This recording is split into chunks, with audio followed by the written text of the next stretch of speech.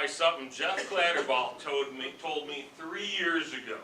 He said, figure out what you want to do those things, don't do other things. I'm a little sporadic, what can I say? My lesson for you is find what you love. Spend as much time doing those things, because it makes doing the shit you don't want to do far more bearable. Especially when you know you get to move back into doing things you love.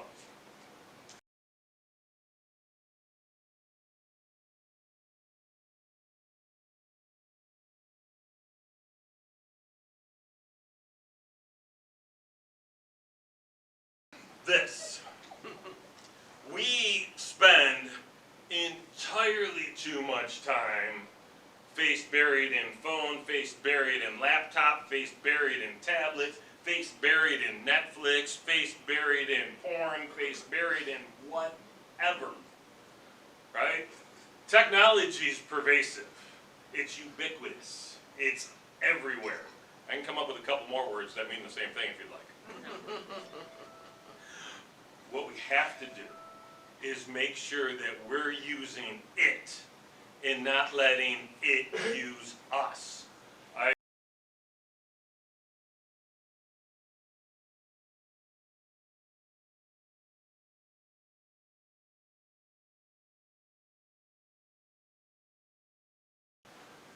Here's the thing.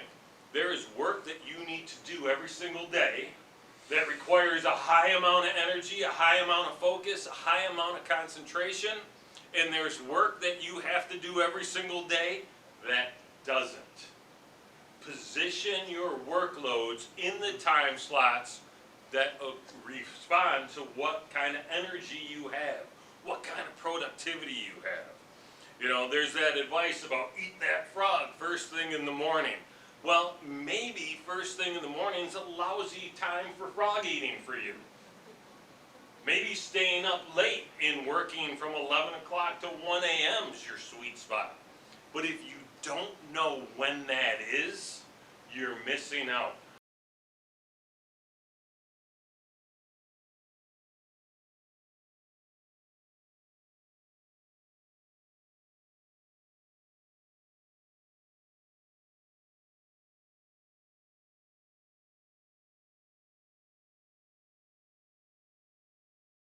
Rest, relaxation, turns into recharge real quick.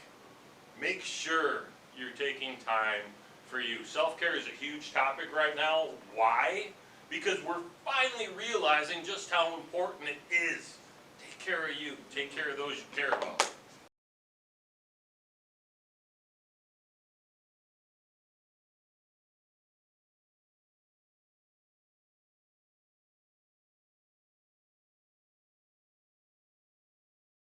Find a VA. Find the things that aren't your highest and best use and delegate them to someone who it is. Just because you can't stand doing something doesn't mean there aren't thousands of other people that would love to do it. Oh, and by the way, do it way better. Give them the opportunity. Free yourself up.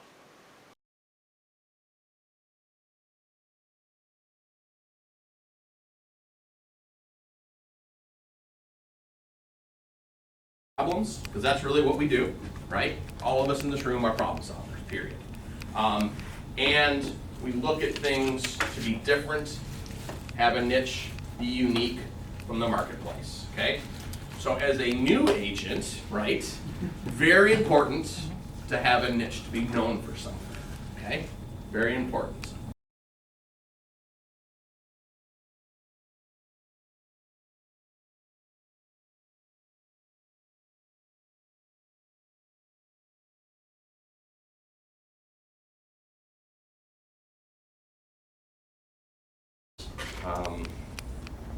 I'd say for the most part, I mean, now when I'm looking at people and I'm looking at their programs and what I think makes most sense for them, I definitely look at both every time I look. If they're even if they say they want to go conventional, I look at FHA because a lot of the times it can be a slight shift in the credit score or something, and it's going to hurt them a lot more on the conventional than it will on the FHA. A lot more times I'm seeing FHA having a better overall rate Right. than on conventional. PMI is Yeah. typically lower than the lower down payment Yeah. conventionals. So it was almost just every time. I don't know if it was just because of the way pricing was coming out or what, but I mean, it was like if you had even right at 700, it was a big shift. It was like a 0.5 to hit or whatever that was. It was a big difference. So, and even if people are like, oh yeah, I mean they have decent credit score, they have all that, I still point them in the direction sometimes because it might make more sense. It might save them half of a percentage or whatever. I don't know. You never know. Yep. So the loan price adjustments that I talked about, FHA doesn't have.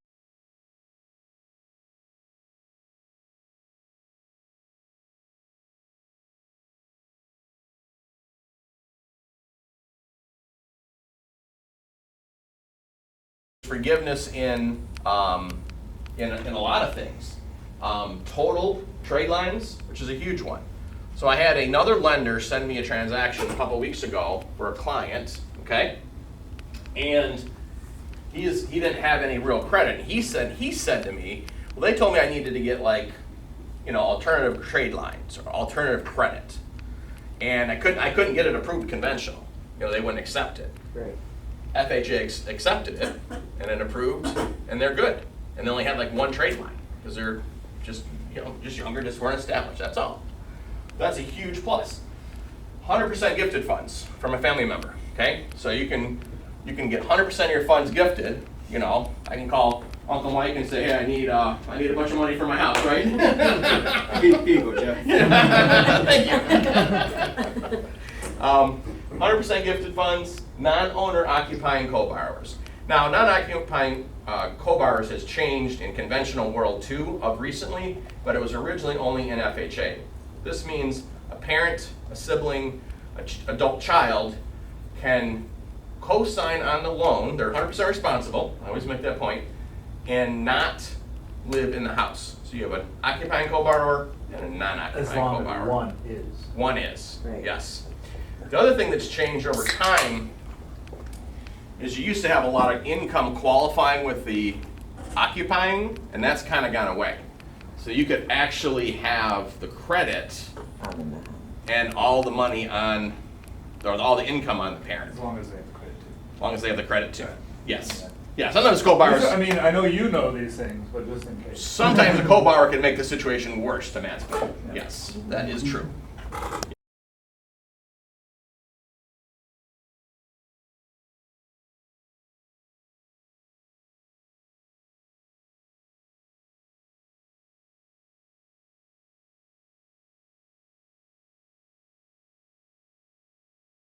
Great scenario for that. The reason I asked the question is because you have a tricky part, right? You have two underwrites. So you have the bank underwrite and then the MSHDA underwrite, okay? So if you do MSHDAs, to your point, Matt, if you do MSHDAs, you should do MSHDAs. If you don't, you don't. Meaning learn it, because there's different guidelines and different rules, and you can get caught up on something you're not normally looking at in a loan. And I'll tell you, and it's happened to me. And there's a lot of little nuances to it. You have to qualify for the bank loan, and you can't be too qualified to fit for MSHDA. Right. So you got to fit in between, which is kind of weird, okay?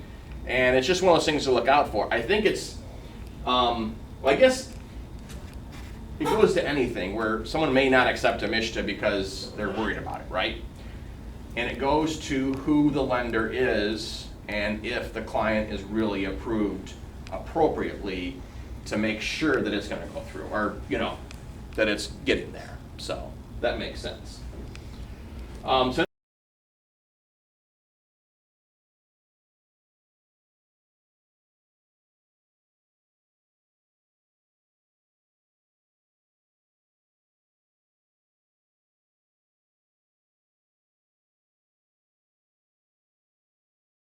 per 1,000.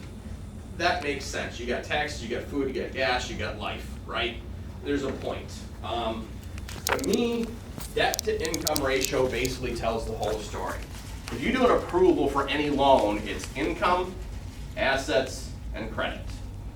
It's your credit history, it's your credit score, it's how your payments are made. Your assets are money and the money you have for the house, the money you have for reserve if something goes bad, and your income is your income structure, your type of income, how long you've had it for, and how much you make, okay? All of that, in my opinion, will eventually will determine your debt to income ratio, right? I know people make a ton of money and they spend it faster than they can bring it in, right? That, to me, the debt ratio ultimately becomes the say-so in everything, because it's going to determine ability to pay, right?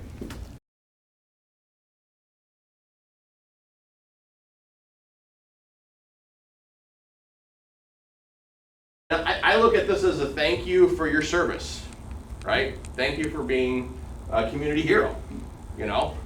This program is pretty straightforward. The only real piece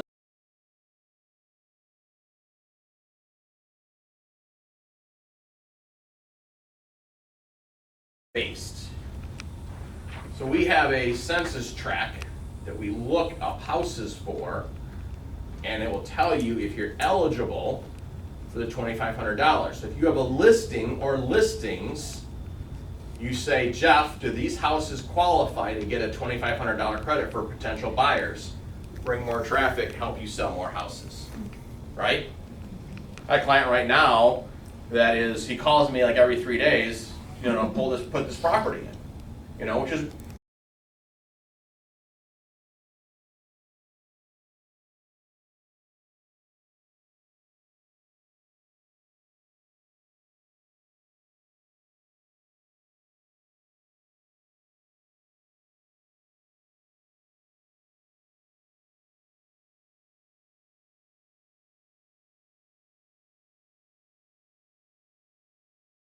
corporate had the class was because we need to be more aware and be checking things more, right? Now, I'm gonna have some clients I'm gonna know right away aren't gonna make it, right? I mean, I know geographically or income, I don't need to worry about it, right? But other ones, and I did 2 yesterday, and I actually didn't think he was gonna fit for the very low income. He did, you know. It's nice. It's a nice phone call. Right. Calling him saying I got $2,500 off your closing. No matter where you buy, and if you and I said I told him there may be more depending where you buy at, but we'll cross that bridge later. So if I can have 2 win conversations, that's really cool, you know. So yeah, mixing bowl would be great. Yeah. It's a manual process. I don't see us getting to that. That'd be cool though. Yeah. That would be.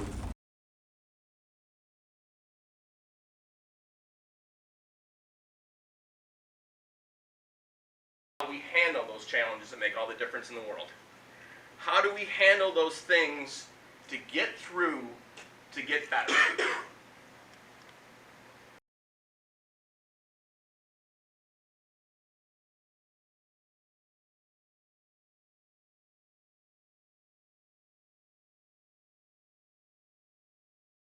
Here's an interesting thing. The name of the topic is There's No Plan B. Mr. Bean and I came up with that title at lunch one day. I didn't have the thought in my head. I did not have the thought in my head at the time that there was another option. I knew I was making it through. There was no choice. To the point of, I didn't even realize that I didn't have a second thought for 10 years later. It was 10 years after I got through it that I realized, wow, it was never on the table for me. There was never a plan B, period.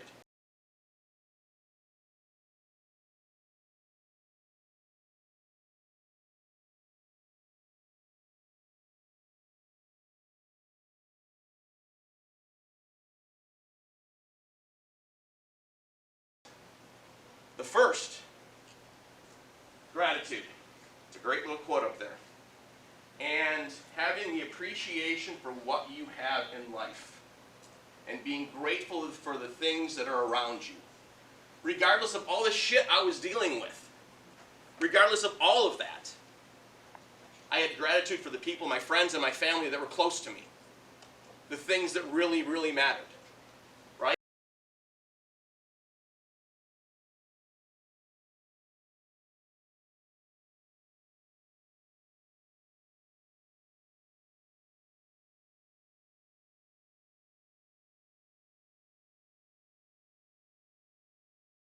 rest of the hoopla, the money, the houses, all that, that can be replaced. And I realized what really was important. Now, Oprah's got a little quote here I like. If you focus on the things that you have, you'll get more of those. The secret, right? If you focus on what really matters, you'll get more of it. If you're worried about the things you don't have, you'll never have enough. There was a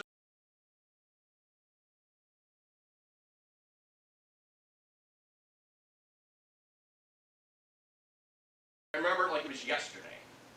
I'm sitting in my office, and I'm realizing, the bill collectors are calling constantly, right? It's constant chaos out there. You don't even know if a loan is going to close because it's so messed up. I was sitting there, and I realized what really mattered was Mason at 10, Lucas at 7. We're healthy, we're smart, we're there in my life, and so important. I had my health. I had what really mattered. That changed my life from that day forward, period.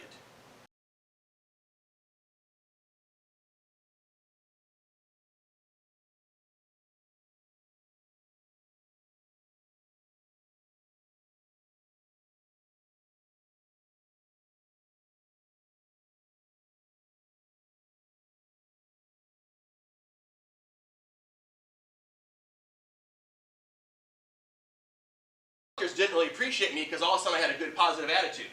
They're used to dealing with assholes. I'm answering the phone, hey, what's up? Hey, guess what? You can't take my birthday. What? You can't take my birthday. I figured it out.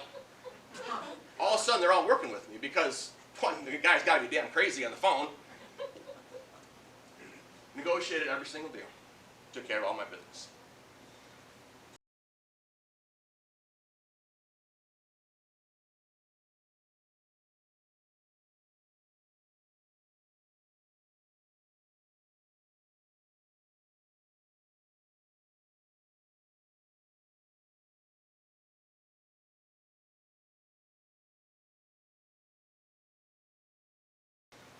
Have the gratitude and appreciation for what you have in life. Share with people. Tell people you appreciate them. Okay? So important not to forget that.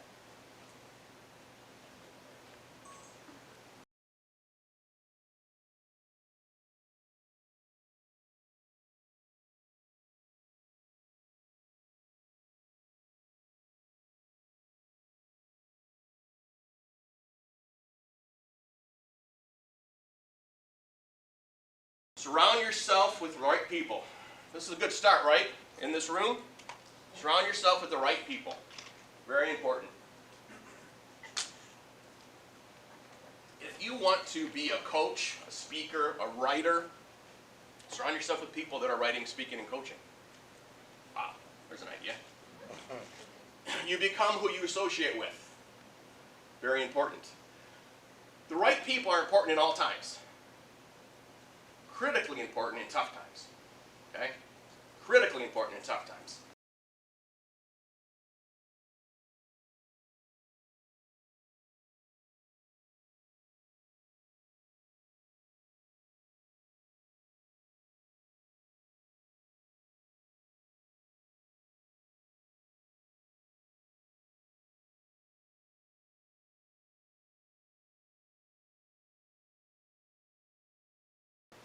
Be that person that supports others. So, so important. So,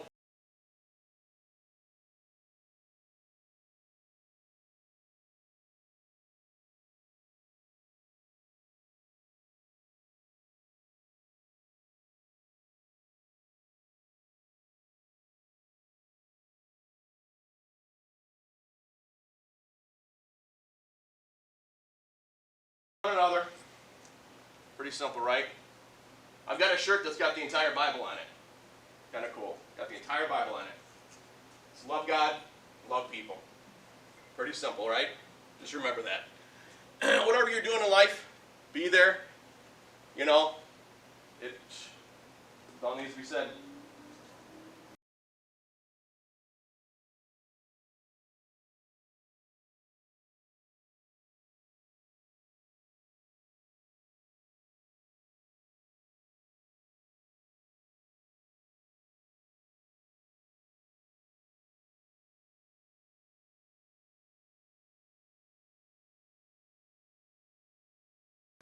Rocky's story was one of the best movies, in my opinion. If you were that age and you were in that theater when Rocky came out, what happened at the end of the movie? Everybody stood up, everybody applauded at a movie screen. It's awesome. This tenacity of, well, the tenacity of the movie, of course, and Sylvester Stallone's tenacity of making the movie is another story of how you get through. You have to have conviction in what you do. 100%. You have to dig down deep. You got to do the things that are hard. You got to find the tenacity to get through no matter what. Have the will and tenacity to finish the job. So important.